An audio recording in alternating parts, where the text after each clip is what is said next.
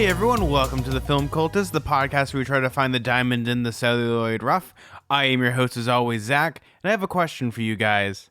Did you guys say your prayers tonight? If not, Daddy's going to be angry at you. That's right, today we're going to be talking about the 1991 film The People Underneath the Stairs, directed by Wes Craven and written by him. Originally, this episode was going to be about the Stan Winston directed movie A Gnome Named Norm. You know, the movie starring Anthony Michael Hall and an animatronic hip, cool gnome. Unfortunately, that has been postponed because I wanted to talk about The People Underneath the Stairs. And I think it's a very hidden gem, and don't worry you guys that are huge A Gnome Named Norm fans. I'm going to be getting to that. It was been pushed back for a couple weeks, but I will still be talking about that movie. Originally, when I was going to sit down and do the episode, I actually hung out with my friend Jeff and his son Austin for his birthday. We went thrift store shopping, and while we were there, I found a 2-pack of Shocker, which is a movie that I'll be talking about later because I like that movie too, and The People Underneath the Stairs. And what a movie. I am so pleasantly shocked. I had seen this movie many, many years ago. I remember like weird bits and pieces of it, because back in high school, I was a huge Wes Craven fan. Like, I watched everything. It wasn't necessarily like a Nightmare on Elm Street. I had that phase later on in my life, as well as like Friday the 13th and Halloween. Those came much later, but I was really into like Wes Craven and his directing style. I think The People Underneath the Stairs was kind of like imprinted on my brain and my subconscious, because I remember bits and bobs of it in my subconscious of just weird stuff. And then it was kind of like I remembered everything the second I found this DVD. My good friend Jeff handed it to me, and it was like everything all came back to me. I remember the weird like leather daddy gimp suit stuff. I remember all the weird Sam Raimi POV shots. I remember the whole house and just the whole manic performances. I popped the movie and thinking, you know what, I'm just going to have fun. I'm going to watch this movie, then I'm going to watch Shocker. And I sat there and watched it. Then I rewatched it, and I was like having like a super crazy time, to the point of where, hey guys, I wanted to talk about this movie before I talk about A Gnome Named Norm. Don't worry, I'll be talking about that. And where do I even begin with this movie? Maybe I should go through the history of like Wes Craven a little bit. To understand this movie, you kind of need to understand him as a director. Wes Craven's one of those fascinating guys. You know, he got to start actually a lot later in life than most people. Before he actually was directing movies, he was like a high school teacher. Or might have been a college teacher, but one of his students came up to him and was pretty much like, hey, help me with this film. And he got like super duper involved in this movie. It was like a low budget, like Super 8 type of film. And he got obsessed with making movies because, you know, the rumor is that his parents pretty much didn't let him watch a movie until he was in college. And you can kind of see that in this movie a little bit, because the more you see Wes Craven, like his directing, it's like a person that had never seen a movie before, like makes a movie and it's like to the extreme. And that kind of, when it comes to the ideas and philosophies of Wes Craven, it's pretty accurate to think that's pretty much a dude that hasn't seen a movie until he was in college and started making movies. You get like these crazy movies with like crazy concepts, because it isn't just, you know, from the cultural zeitgeist to picking up things like, oh, Jaws, we'll have like a Jaws moment, whereas when you have like Wes Craven, I don't even know what a Jaws moment is. We'll just film it this way. We'll have something different. But what Wes Craven does in a lot of his movies is he takes from real world examples, and in this case, The People Underneath the Stairs is actually based off of like almost like a semi-true. I always hate to think of like in movies like Insidious or like Paranormal Activities or like any of those movies that have like the tagline based on true events.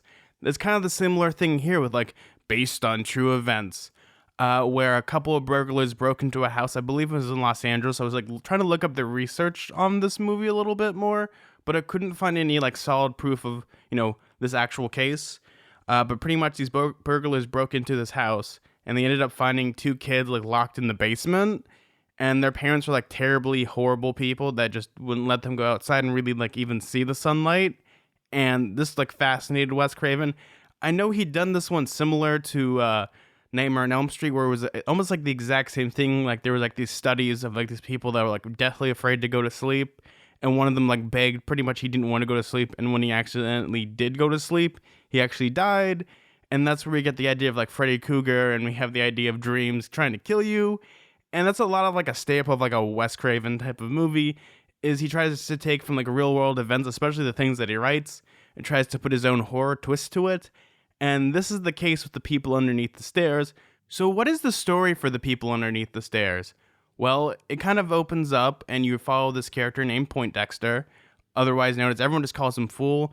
I think Poindexter is a much cooler name, but he's played by Brendan Quinton Adams, who I remember seeing his face. He has like that 90s kids face where he was in a lot of kids' movies. He was in The Mighty Ducks. He's in The Sandlot. He even played young Michael Jackson in Moonwalker. You know the part where they do like they recreate the bad sequence? He's Michael Jackson in that. And here, I love him because he isn't like one of those child actors, because a lot of them of this time especially are kind of like annoying, and yeah, you just every time you see them on screen you just want to like drink bleach, which, kid actors are a different type of thing when it comes to movies, because they have different insights in their performance and they haven't matured up yet. That's kind of like their innocence, but also, I want to be in the movies. But here he plays it. He pretty much plays the character Fool, who is this rough and tumble kid who lives in a California ghetto in Los Angeles, most likely like South Los Angeles. And he's, automatically supposed to be this really good, caring person, even though he lives in not a good place. And if you don't know California, there are places like this still. They do like shots of this where it just looks like a war zone has happened, like it's like a demilitarized zone. And you can believe this because if you live in Los Angeles, there's like parts and sections you don't really go to, or it's weird. Like there's like these weird like metropolitan areas, like they're beautiful and stuff. And then you'll go across the street or you'll turn like a left lane and all of a sudden it's like terrible looking. There's like weird bootleg shops everywhere. And it's just like, wait, am I even in the same Los Angeles area? And you watch it, and once you can kind of understand that, this is also like the 90s of like late 80s, early 90s Los Angeles. So there's like this weird slummy vibe to it before they really cleaned up the city. I mean, right now there's, some problems, especially with like the homeless population, and this stuff still happens, unfortunately. But pretty much Poindexter is taking care of his mom who needs surgery for, insert movie disease here, but she needs a surgery and she needs to pay for it. But the most important part about this is that they are about to be evicted. They have not been able to pay their rent, and if they don't pay it like 3 times over in the next 12 hours, they will be evicted out of their house by their evil, evil, evil tenant lords. Because of dire things, Fool has to do desperate measures, and that is he gets pretty much drafted by Ving Rhames to pretty much be like, hey, those white people that pretty much own this entire neighborhood? Well, their house is over here, and we know they have like this gigantic gold coin collection. If we take that, you'll be able to afford an operation for your mom. You'll be able to live here, or more importantly, you might be able to move out and have a much better life because Fool wants to be a doctor. And you can see that in this, where he's very smart and calm and collected, but, temptation, because, money is the root of all evil. And he's like going through the slums. He's like going through like crack houses, like this horrible, horrific things that Wes Craven kind of sets up throughout this movie. So pretty much the plan is that they're going to have to steal these coins. So it's almost like a heist movie because they get to the house and it is like this dilapidated piece of shit. It's like a funeral parlor, but also it's like this big, big mansion house where I don't even know where that is in Los Angeles. I'm guessing, if I had to take a guess where that was, it was probably filmed near Pasadena because it has that very like Pasadena vibe to it. Because it's like kind of like open areas, but also it still feels like you're in the city-esque area.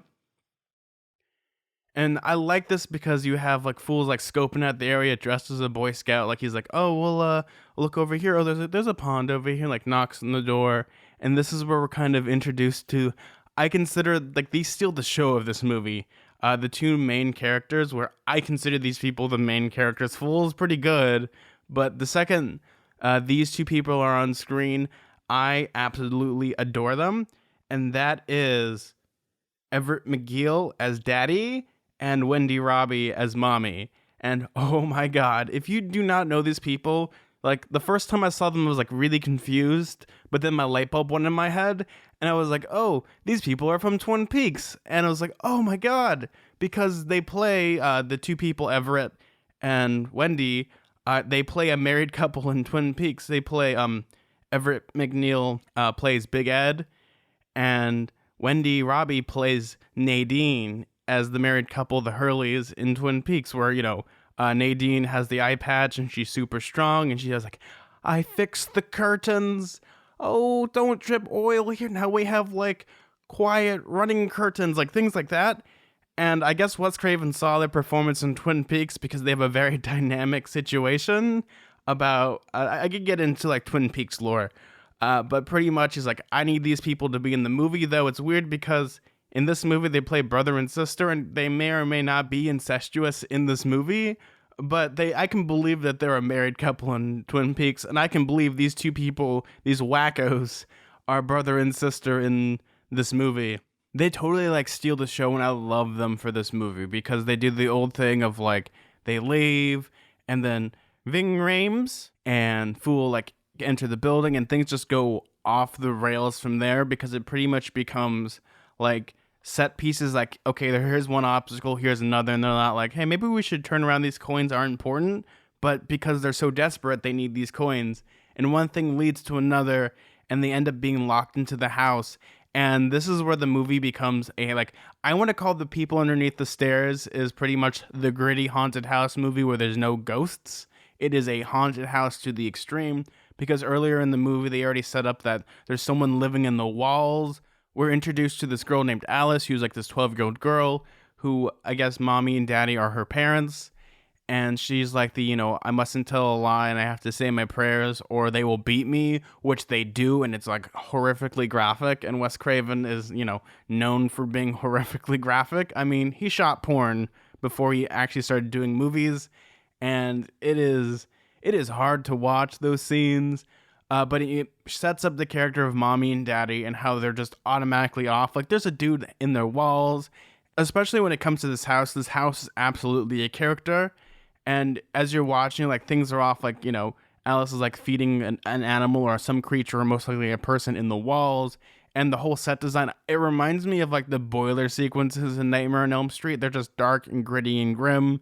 Here it's dark, gritty, and grim. And I love the art direction of this movie. I think this has some of the most solid art direction for like this weird, creepy, dilapidated house that seems to get bigger and bigger the more you see it.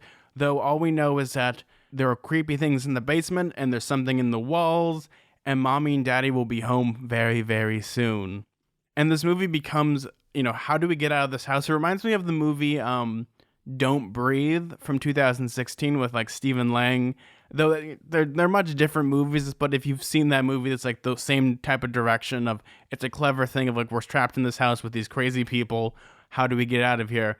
And what ends up happening is this weird, cool chase sequence where they're being chased by a dog who, this is where I was getting the Sandlot vibes, because that dog pretty much looks like Hercules just a little bit. And it's funny because, our main character Fool was also in the Sandlot, which was, I think, filmed after this movie. This Sandlot was like early 90s. But we get these cool sequences. We get a lot of like Sam Raimi like demon shots. I always call it the Sam Raimi shot of like this weird POV of the dogs like running through the house, like going through things. And those are the cool sequences of the movie. But pretty much this movie becomes a singular movie. Ving Rhames gets shot because mommy and daddy come home. And it ends up that Fool has to be in the walls. And this is where the movie, we're not even like probably like 30 minutes into this movie. And you're like, is he going to spend this entire movie in this house trying to avoid mommy and daddy? And oh, yes. And let's just talk about the performances, because I feel like the performances between like mommy and daddy, pretty much Everett McGill and Wendy Robbie, are some of the best of being crazy. Because when you have like crazy characters in movies, they either come off as like weird, like over the top, like overacting. I always think of like Jack Nicholson in The Shining, or you have like weird subtle performances, kind of like Anthony Perkins in Psycho, which I think might be the happy blend. Here, they are just off the wall. They are physically like eating the drywall. Like if you like, they just take bites of it. They don't play this subtly at all. Like Everett McGill, pretty much in the beginning, like, they establish his character as like this weird, like let's be honest here, he like looks like Ronald Reagan. He has the same haircut. He even has like the same almost cadence in his voice. And I think they even did makeup. And that's like another like sinister thing about like the weird political nature of this movie, which we'll get to, because if you think about it, they kind of look like Ronald Reagan and Nancy Reagan if you squint, and it's like, oh, this movie takes on a different level, which if if you look at this from like space, you can pretty much see the exact same comparison of it's Ronald Reagan and Nancy Reagan trying to chase a black boy through a dilapidated house, and they're stealing all the money. And what is that to say about 1980s politics? I don't know. I'd never experienced that, but we'll take it as you will. Here they have like this weird over-the-topness of just, they're just crazy for crazy's sake, and they never explain why they're crazy, except maybe they're just power hungry, maybe they have all these issues, but for the most part, they are insane, especially with like Everett McGill. He like, for some reason, like his leisure wear is he's a leather daddy. Like he wears like a leather gimp suit and shoots guns throughout the house. Like no one hears this. Well, I guess they do establish that the whole house is soundproof, but like he just shoots walls. Like he is like eating the scenery to the point of where it is great. I love this man. Like every time he's on screen, you are just like, oh my God, I want to watch this guy like wig out, especially when he's like in his like weird like leather daddy sequences where he is like unhinged, and he plays a good crazy man to the point of where you just don't understand, like, am I questioning reality? Did this movie actually happen? Which when I was in that thrift store, I was like, I kind of remember this, but I might be confused with like American Horror Story with like their weird like leather daddy sequences, or even like, you know, the gimp costume and the bondage. Nope, here, this is just his leisure wear. And he shoots guns like it's going out of fashion. Like he just has guns everywhere in this movie. And this whole movie pretty much is like a cat and mouse chase between Fool and Mommy and Daddy. And it is so well executed in this manner because, you know, he's hiding in the walls. He's just trying to figure out ways to go from the top story to the bottom story. And it's still believable because they even set up traps within like the walls of the house, because as we find out, Mommy and Daddy have more children in the basement that they have kept, because it ends up like a weird like wacky sequence from like Casper or like even Pee-wee's Big Adventure with like Pee-wee's house. For all we know, like they have like all like their BDSM gear and they flip a switch and like it goes behind the wall and now it's a bookcase. I can believe that in this. And they don't have like the weird thing like Nothing But Trouble, that weird Dan Aykroyd movie where he's an inventor. These people are just nuts, and for some reason they've spent a lot of money to deck out their house and like add crazy things. But here, like, we find out, you go into the basement and they have all these kids like locked up. They all have like flashlights and they eat people because they're all cannibalistic. But this is where like we see them like eat a person, and we don't know if they're good or evil. Because I thought like when you hear the story, like the people underneath the stairs, you're thinking, oh, the reason why Mommy and Daddy are crazy is they have all these crazy kids, and if they get out, you know, they're gonna cause mass havoc. And you, for like a split second, you realize maybe they're not the villains. But oh no, yeah they are. And these people are the villains, because like they throw Vic Rames' corpse in like this weird like slush pile. They're like, I guess, letting it ferment for the kids, as well as they're also cannibals. So everyone in this movie is like a whole Tobe Hooper fest. It's just like Texas Chainsaw Massacre to the extreme.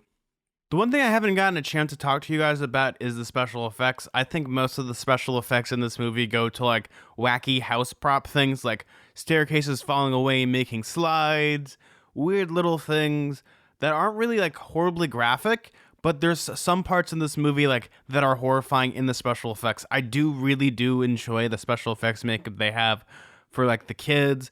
They kind of look like Bub from Day of the Dead almost. They have like that weird like Romero zombies look, from how they're like deathly pale, but yet they're not like rotting away. They look like subterranean mutants. They don't look like Chuds. Then again, Chuds are a little different. I guess there is Chuds too, Chud the Bud, but I digress with that. A lot of the special effects in this movie have some of the, like, they're almost like on a pedestal, but they aren't just, this isn't like a special effects heavy movie. This isn't like a Stan Winston, like Pumpkinhead. You're getting like very gritty and raw special effects. Like there's a part where Ving Rhames gets shot and they have to make Alice like clean up the blood. And it is a horrifying, realistic scene because there's like real fake blood. I guess that's like an oxymoron, real fake blood. But they're making her clean it up. And it's like, if you've ever had to clean up blood, this is pretty much the exact same type of reaction. And it gets everywhere and it's gross. And oh man, I think the best effect in this whole movie is that they show Roach. He's like a mute character and like opens his mouth and they show that his tongue's been chopped off. And it looks so realistic. It's freaking great. And I love all those little effects and little nuances because it reminds me also a lot of like the Road Warrior and how a lot of the characters are dressed, like a lot of the kids. And that has to say a lot about like the costuming because I want to know who came up and designed like, yeah, let's get this gimp leather daddy suit. And yeah, so we have to like get it fitted for you, Everett. Oh, okay. It's a little runny on the crotch. Well, it's supposed to be like that. Oh, okay. Yeah.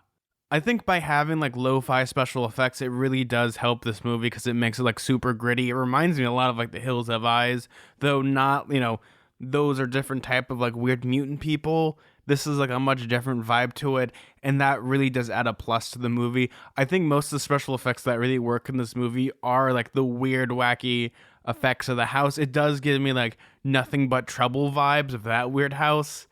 And I think if you want to watch it for special effects, you might be a little disappointed. You aren't getting like the Freddy Krueger makeup. You're getting something kind of in between. Like it's not bad, but it's not like Freddy Krueger. It's like middle of the road, and that is sometimes okay for movies where it's just middle of the road and special effects aren't really the focus of the story. The focus of the story is the actual horror aspects of these two crazy people trying to attack this little kid, and those are some of the best parts of the movie.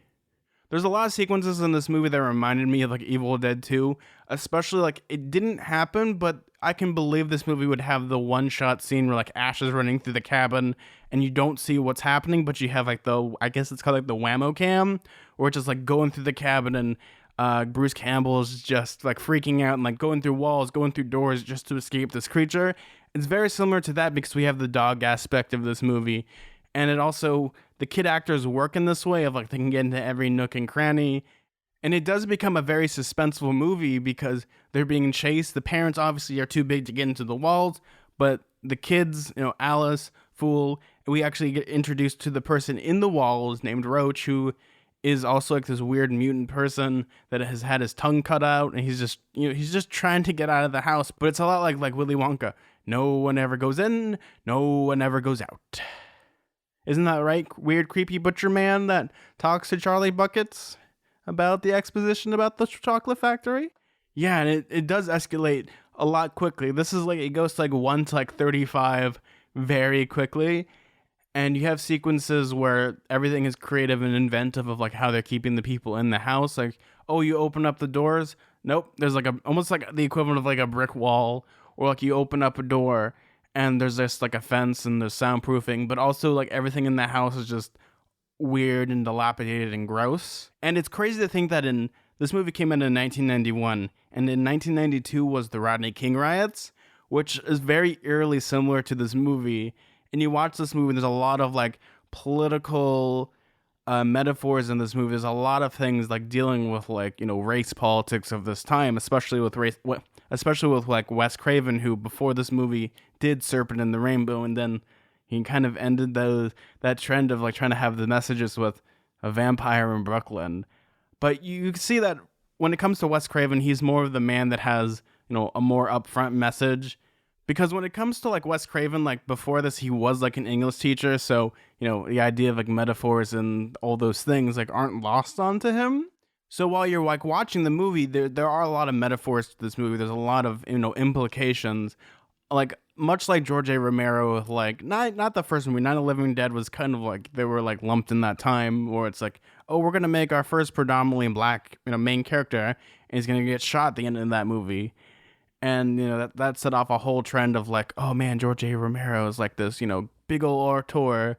And you kind of like lean more into the social commentary more, and like Dawn of the Dead and Day of the Dead and even Land of the Dead. But, that's when he was like full blown, this is the message, and we're pretty much, there's no subtlety. Wes Craven has always kind of been like that, where he keeps all like the social political messages on the forefront of all of his movies. I mean, there's some great movies like Serpent and the Rainbow. I don't think Shocker has really any huge political messages other than, maybe something about the death penalty. But Wes Craven, I mean, he was an English teacher, so, metaphors and like nuance kind of may have played a part in all this stuff. But for the most part, this movie is a great message about people rising up against like shitty people. And as you watch the movie, you really do enjoy those aspects of this movie. as well as a lot of the set pieces are so creative and inventive, especially within the house, and how Fool gets around and evades these people. And the more you watch this movie, the more you enjoy it. Like, I could like spoil all this movie, but it's one of those where you need to like watch it and really appreciate kind of the hidden gemness about this, but also for the over the top performances, for the creative set pieces, especially some of the horror sequences in this movie are so creepy and disgusting. It is great. Now, why would you want to watch this movie? Who is this movie kind of like aimed for? And I think it's kind of aimed for, I would say, it like a general audience. But for the most part, I feel like if you like movies where it's like very claustrophobic, and you like movies where it's like, oh, how is he gonna get out of this one? It's like a real like caper type of situation. And if you just like crazy people in a house trying to kill a kid, I feel like if you watch this movie, you need to watch it either by yourself. I don't feel like this movie is, not schlocky enough to be one of those movies you put on at a party because people are going to be invested into it. It's not one of those like chill out dude bro type of movies. It's one of those where the movie does have a message, but also as you watch it, you want to watch it for the performances, because I feel like a lot of the people in the movie, you watch it and you're just thoroughly entertained just by the dialogue, but also the situation, because you can watch this movie easily, like for the most part, as like a silent movie. I always like to do that. Does the movie work on like a visual level? Oh yeah, it works on a visual level. Like maybe if there was some like subtitle cards, it could work as a silent movie, but for the most part, you can watch this movie volume on, volume off, and it does work, and it's one of those weird hidden gems, because I think right after this, he made like a New Nightmare, and he started, this is before the Scream situation, where there was this like 16 Scream movies, and even before Wes Craven died, I believe he was like trying to make like an adaptation of this movie, for like a TV show. I don't even know how that would have worked. Maybe it would be like Bates Motel, kind of like, the prequel, and like why they became all crazy and why they have all these kids. And it's one of those movies where you watch it, and the more you watch it, the more you appreciate it, and the more you kind of can see some of the symbolism. You can see a lot of the performances, and you can see like just the nuance, because a movie with like people like literally like feeding dead people to kids and like having like weird wacky traps, that's the word I'm going to use. Nuance. Yeah, that's the word I'm going to be using. So I have to give this movie 5 Everett McGill gimp suits out of 5. This movie is so thoroughly entertaining that I actually watched it. Took a couple days before doing this review, watched it before this review again, and I might watch it for a third time because it's just that entertaining. And it's one of those weird hidden gems that I feel like, for me, this is in my top 5 favorite Wes Craven movies. And it is one of those where it's actually high up on my list of just movies I love in general, especially now. Because I guess even when I was younger, when I was a teenager, it resonated in a way that most movies don't, because there's a lot of like high-buy movies. Like, I cannot tell you a single lick of thing about movies like Red Eye. I can't tell you other movies like Serpent in the Rainbow, which is a great movie, but I can't remember scenes of this. I can remember Everett McGill being in a gimp suit shooting kids in a wall while a dog's attacking them. I can remember that. Though there's other forgettable Wes Craven movies, because this is where it was like the in-between period where he's like, oh, I'm making movies to make movies. Because this movie was only made for like $6 million and it made like $25 million, which is actually pretty good for a horror movie, or actually movies in general. This has a really good, cost to benefit ratio. And I say check it out. Where can you find it? Well, I have the 2-pack. Mine came with like Shocker and The People Underneath the Stairs. You can buy as a single disc, or you can even buy it as a Blu-ray. I actually am thinking of buying the Blu-ray for this, and it actually isn't that expensive. I don't think it's out of print, because I saw a Blu-ray copy of it for like $10 on Amazon. It's one of those movies that's very easy to rent. You can pretty much get it everywhere: iTunes, Amazon, pretty much anywhere where movies are rentable. It isn't on Netflix. It isn't on Amazon. I was actually kind of sad about that. But it's one of those movies you should obviously check out. It's a great movie, and I say check it out, people. Thank you guys for listening to another wonderful episode of The Film Cultist. As always, I am your host, Zack. If you want to tweet at me, you can tweet at me at Suda41, that's SUDA41. And if you want to email the show, you can email me at thefilmcultist@gmail.com. And hey guys, maybe if you liked this episode, if you liked any of the things that I talk about, maybe give the show 5 stars on iTunes. I'd really appreciate it. Maybe if you have extra time, maybe just write up like a little review. I'd really appreciate that. It boosts up the numbers just a little bit. Thank you guys so much for listening to another wonderful episode of The Film Cultist. Well, guys, I'm Zack, and let's keep it real. Bye!